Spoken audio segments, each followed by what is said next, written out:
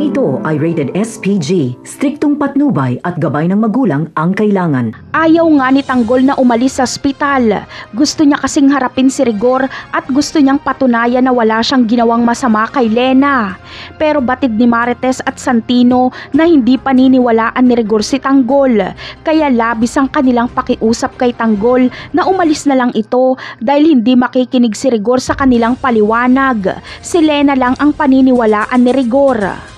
Habang si Rigor naman ay kahit may importanteng gagawin sa presinto ay iniwan niya ito para pumunta sa ospital.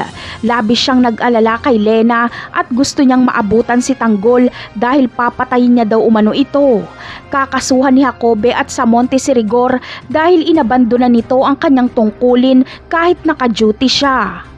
Si Rigor kasi ang haharap sa mga taga-koreksyonal at siya ang magprepresenta ng mga ebidensya dahil siya ang nag-iimbestiga sa katiwalian sa koreksyonal. Pero kahihiyan lang ang aabuti ng kanilang presinto dahil pagdating ng mga taga-koreksyonal ay wala doon si Rigor. Kaya bilang parusa ay agad sususpindihin ni Colonel Suarez si Rigor. Sa ibang eksena naman ay sa bihirang pagkakataon ay magkakakilala na nga si Tanggol at Catherine.